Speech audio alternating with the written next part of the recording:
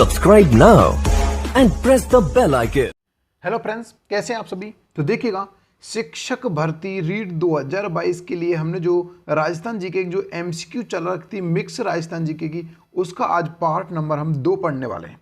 देखो ये किस किस के लिए उपयोगी है मैं आपको बता दूँ। ये देखो first grade and second grade के लिए बहुत बेहद उपयोगी है, राजस्थान पुलिस के लिए भी बेहद उपयोगी है, और आरएएस के लिए, प्री बीएसटीसी के लिए और अन्य भर्ती राजस्थान में होने वाली अन्य भर्ती के लिए बहुत ज़्यादा इंपॉर्टेंट। बाकी शिक्षक भर्ती 2022 के लिए तो ये बहुत ही बेहद इंपॉर्टेंट स्पेशल राजस्थान जीके की एमसीक्यू चला रखी, जो कि मिक्स जीके होगी। इसमें देखो हमने जीके के 2 प्रकार के पार्ट चला रखे हैं।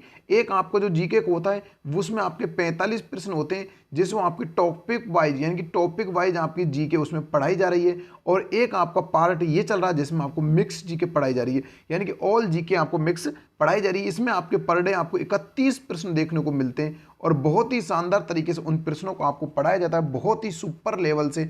और आपकी जो प्रश्न है ये आरबीएससी की जो किताब चलती है 9th 10th 11th 12th Rajasthan अध्ययन की, उस किताब से बहुत ही कठिन प्रश्न आपके बनाए गए। तो प्यार साथियों, अगर आप चैनल पर पहली बार आए हो तो चैनल को एक बार सब्सक्राइब अवश्य कर लीजिएगा और बेल आइकन दबाकर ऑल पर कर लीजिएगा, जिससे आपको हर एक वीडियो का नोटिफिकेशन मिलता रहे, ठीक है ना। तो चलिए पहला क्वेश्चन देखते हैं। आज का अपना पहला क्वेश्चन क्या है।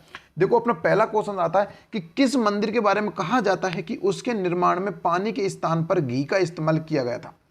देखो बहुत ही अच्छा प्रश्न है कि किस मंदिर के बारे में ऐसा कहा जाता है कि उसके निर्माण में पानी की जगह घी का इस्तेमाल किया गया। बताइए, श्रीनाथ जी का मंदिर, भांडा साहिब जैन मंदिर, या फिर सांवलिया जी का मंदिर, या फिर रामेश्वर मंदिर। तो बताइए कौन सा मंदिर है। तो प्यारे साथियों देखो, जो ऐसा मंदिर जो राजस्थान के अंतर जिसमें पानी के स्थान पर घी का इस्तेमाल किया उसके निर्माण समय, तो वो था भांडा साहिब जैन मंदिर। यह आपका पड़ता कहाँ पे, तो भाई यह आपका पड़ता है बीकानेर में। कहाँ पड़ता है, यह आपका बीकानेर में पड़ता है। अगर हम बात करें कि श्रीनाथ जी का मंदिर कहाँ पड़ता है, तो यह आपके नाथ द्वारा राजसमंद पड़ता है। ध्यान रखना कहाँ पड़ता है, नाथ द्वारा आपके राजसमंद पड़ता है। और अगर हम बात करें सांवलिया सेठ जी का मंदिर, तो यह आपके चित्तौड़ में पड़ता है। कहाँ पड़ता है, यह आपके चित्तौड़ में रश्मि तहसील में पड़ता है, ये भी आप ध्यान रखिएगा। और अगर हम बात करें कि रामेश्वर मंदिर, यह आपका पड़ता है उदयपुर में। कहाँ पड़ता है, यह आपका उदयपुर में पड़ता है, ठीक है ना। यहाँ पर ऑप्शन नंबर भांडा साहिब जैन मंदिर हो जाएगा, जिसमें के निर्माण के लिए घी की इस्तेमाल किया गया पानी के जगह, ठीक है ना। ऑप्शन आपका बी राइट हो जाएगा। चलिए अगला प्रश्न आता है कि अगला प्रश्न आपका क्या, देखो अगला प्रश्न आता है आपका सुवटिया लोकगीत का संबंध किससे। देखो बहुत ही अच्छा प्रश्न है। जो सुवटिया जो लोकगीत है उसका संबंध किससे, तो बताइए गाय घरासिया स्त्रियों से, सती स्त्रियों से, भील स्त्रियों से, या फिर वीरांगना स्त्रियों से। तो भाई जो इसका संबंध माना जाता है सुवटिया का, वो माना जाता है भील स्त्रियों से। किससे माना जाता है, भील स्त्रियों से। ऑप्शन नंबर सी आपका राइट हो जाएगा, ठीक है ना। भील स्त्रियों से इसका मतलब माना जाता है कि सुवटिया लोकगीत, ये एक लोकगीत हम कह सकते हैं, विरह वेदना में गाया जाने वाला गीत है। जो स्त्री अपने प्रदेश जो जाते गए पति को संदेश भेजती हैं तब इस गीत को गाती हैं, ठीक है ना। भील स्त्रियां, ऑप्शन नंबर सी। चलिए आगे देखते हैं क्वेश्चन नंबर 3। तो क्वेश्चन नंबर 3 देखो हमारा क्या है। क्वेश्चन नंबर 3 आता है कि लोक देवता तेजाजी महाराज का पवित्र तीर्थ स्थल बासी दुगारी कहाँ स्थित है। देखो जो आपके तेजा जी का जो मेला वैसे तो आपके पर्वतसर नागौर में भरता है, लेकिन उसका एक पवित्र स्थल बासी दुगारी भी है, वो कहाँ पड़ता है बताइए। नागौर में, बूंदी में, बीकानेर में, या फिर झालावाड़ में। बताइए कहाँ पड़ता है। क्वेश्चन नंबर 3 का राइट आंसर, तो भाई ये आपका पड़ता है कहाँ पर, बूंदी में। कहाँ पड़ता है, ये आपका बूंदी में पड़ता है कि लोक देवता तेजाजी महाराज जो पवित्र स्थल है बासी दुगारी, ये आपकी बूंदी डिस्ट्रिक्ट में पड़ता है, ठीक है ना। और अगर बात करें हम लोक देवता तेजा जी का, तो इसका अगर हम जन्म की बात करें तो भाई इसका जन्म 1073 ईस्वी को हुआ था, खडनाल नागौर में। कहाँ हुआ था, खडनाल नागौर में इनका जन्म हुआ था, ये भी आप ध्यान रखिएगा। और नागौर में पर्वतसर में इनका बहुत बड़ा पशु मेला भरता है, ये भी आप ध्यान रखिएगा, ठीक है ना। चलो अगला प्रश्न आता है, निम्न में से कौन से जिले अंतर्राष्ट्रीय सीमा पर हैं। देखो राजस्थान के 4 जिले पाकिस्तान सीमा से 1070 किलोमीटर सीमा लगाते हैं।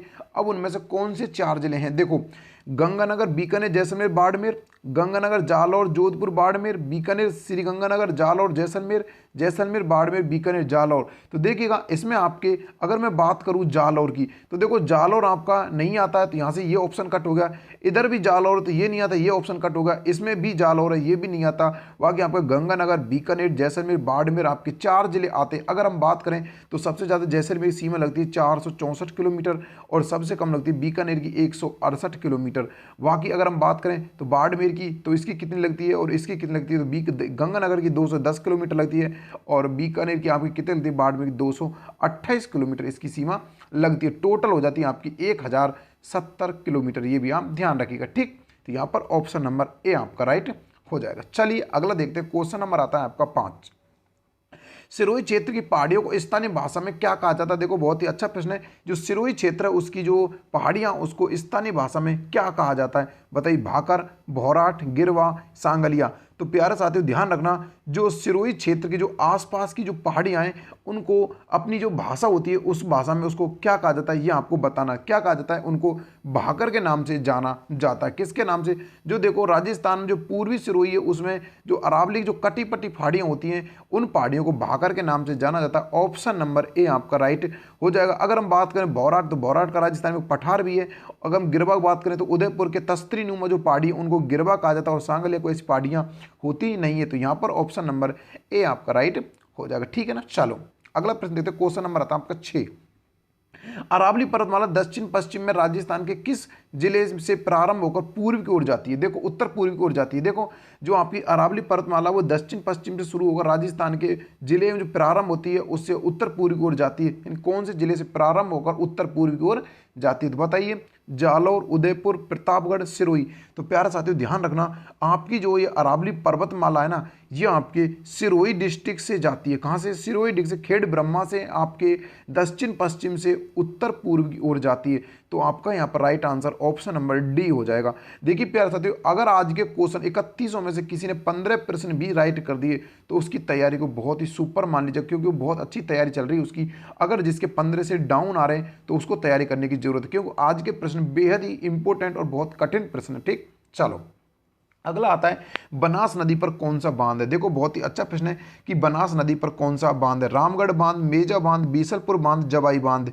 तो प्यारे साथियों ध्यान रखना, जो राजस्थान में जो बनास नदी है, जो कि बनास नदी उस टोंक में इस पर बीसलपुर बांध बना हुआ है। टोंक के अंतर्गत इसमें बीसलपुर बांध बना हुआ है। ऑप्शन नंबर सी आपका यहाँ पर राइट हो जाएगा। ठीक है ना, इसको आप ध्यान रखिएगा, बहुत ज़्यादा इंपॉर्टेंट क्वेश्चन बन जाता। चलिए अगला क्वेश्चन देखते हैं। बाकी अगर हम बात करें देखो इस जो कि बांध की, तो ध्यान रखना इसकी जो बांध की लंबाई है वो 514 किलोमीटर लंबा ये बांध है और ऊंचाई पूछा है तो लगभग 39.5 मीटर या लगभग 40 मीटर इसकी ऊंचाई भी मानी जाती है। ठीक है ना।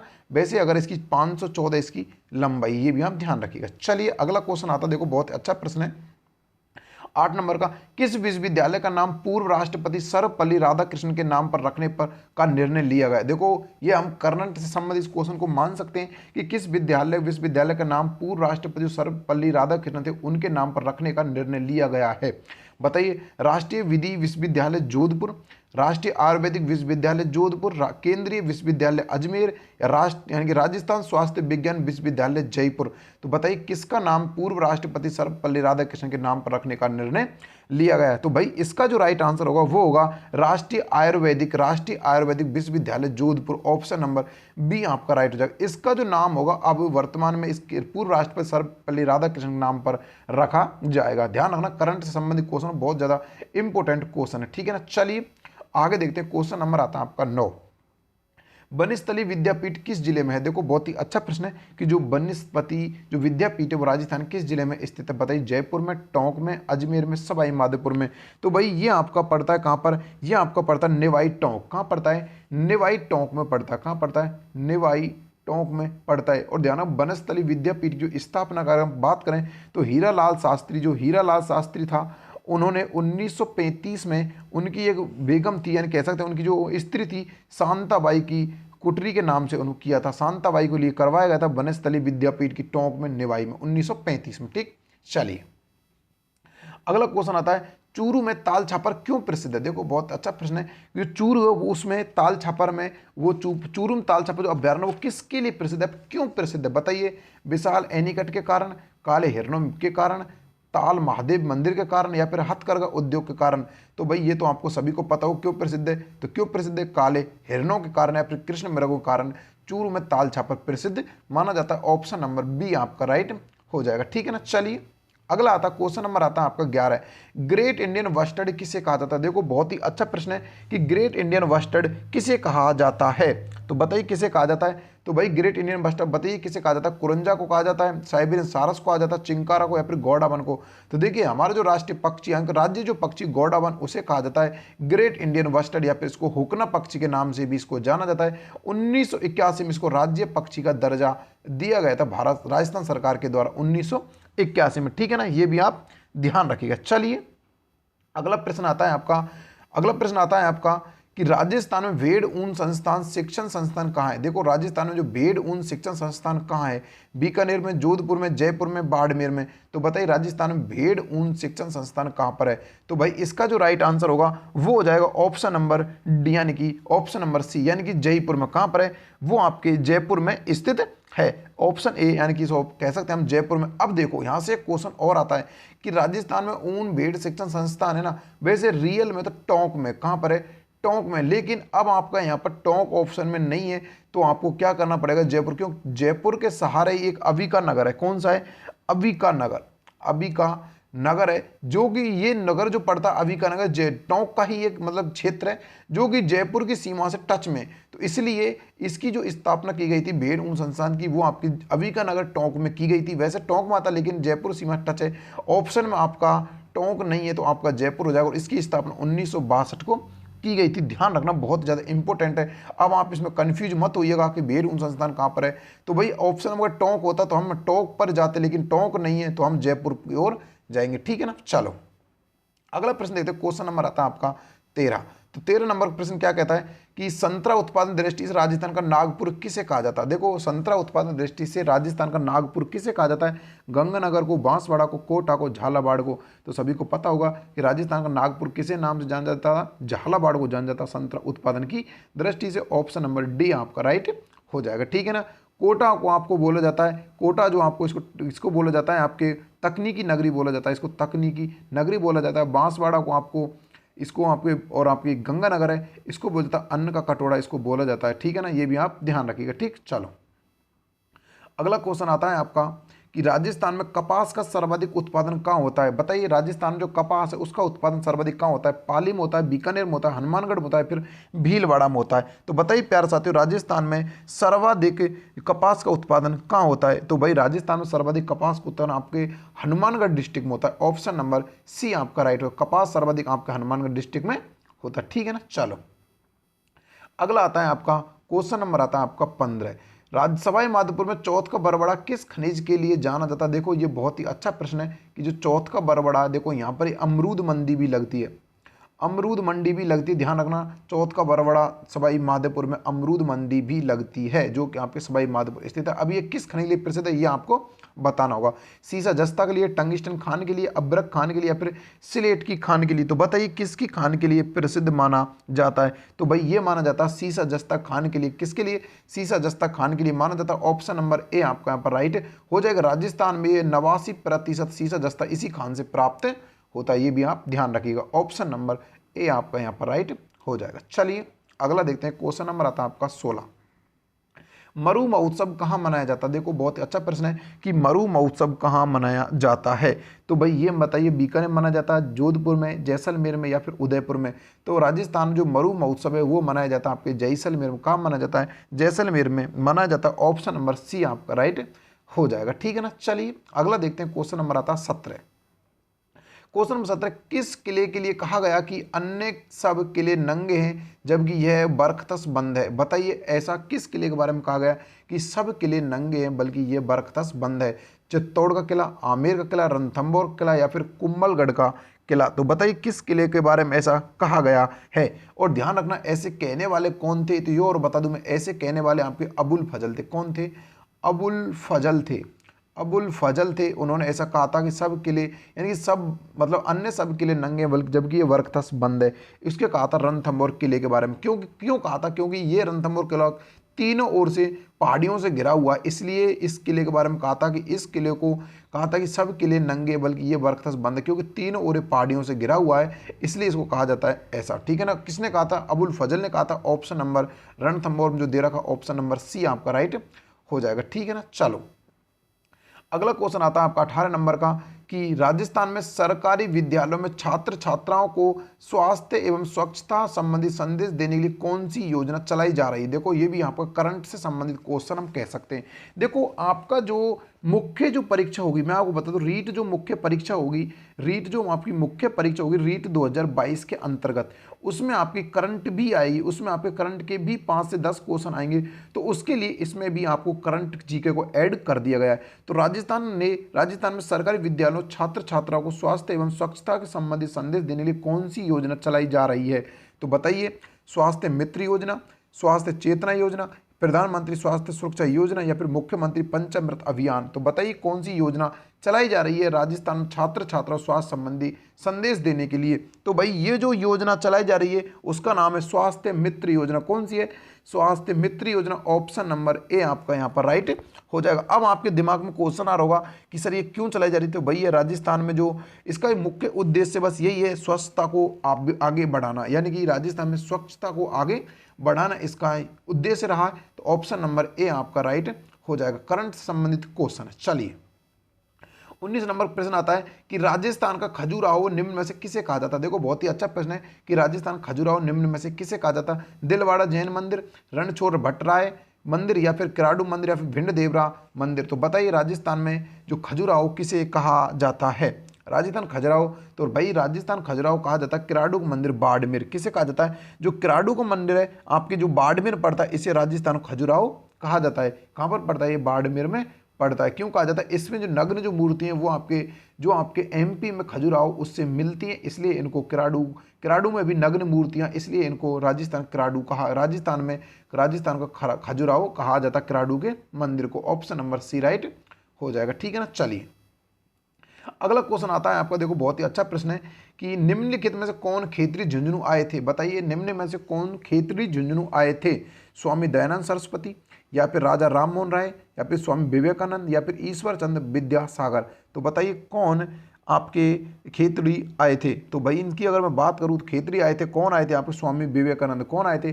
स्वामी विवेकानंद आपके खेतरी आए थे। ऑप्शन नंबर सी आपका राइट हो जाएगा। अगर कब आए थे ये आपसे बात पूछी जाए तो भाई ये 1870 से के मध्य और 1901 के मध्य आए थे। कब आए थे? 1801 और 1903 के मध्य आए थे। और ये खेतरी में 3 बार गए थे। कितनी बार? 3 बार आए थे। ये भी आप ध्यान रखना, खेतरी झुंझुनू में 3 बार आए थे स्वामी विवेकानंद। ऑप्शन नंबर आपका यहाँ पर सी राइट हो जाएगा। ठीक है ना। चलिए क्वेश्चन नंबर आता है। देखो बहुत ही अच्छा प्रश्न है कि केरी भात की ओढ़नियाँ किस जाति की स्त्रियां लोकप्रिय हैं। कि जो केरी भात की जो ओढ़नियाँ किस जाति की स्त्रियों में प्रसिद्ध हैं। बताइए जाट महिला, आदिवासी महिला या ब्राह्मणी महिला फिर राजपूत महिला। तो भाई प्यारे साथ ध्यान रखना, जितनी भी ओढ़नी होती हैं यानी कैरी भात की, जरी भात की, ज्वार भात की या फिर अन्य प्रकार की ओढ़नियाँ होती हैं वो सारी की सारी आदिवासी महिलाओं की लोकप्रिय। ऑप्शन नंबर बी आपका राइट हो जाएगा। ये आप ध्यान रखिएगा, बहुत ही अच्छा प्रश्न है। जितनी प्रकार की ओढ़नियाँ होती हैं लगभग कैरी भात की, जरी भात की, ज्वार भात की या फिर स्लेटी भात जितनी भी होती हैं सभी आपकी आदिवासी महिलाओं के लिए प्रसिद्ध होती हैं। ऑप्शन नंबर बी आपका राइट हो जाएगा। चलिए अगला प्रश्न आपका क्या है वो आता है कि करौली क्षेत्र में केला देवी की आराधना में गाए जाने वाला गीत है। देखो बहुत सभी को पता होगा कि केला देवी आप कहाँ, करौली में। केला देवी आप कहाँ है? करौली में। इसकी आराधना में गाए जाने वाला गीत लांगुरिया होता है, ये आप सभी को पता है। ऑप्शन नंबर ए आपका राइट हो जाएगा। चलिए इसमें से कुछ बताने वाला है ही नहीं, ठीक है ना।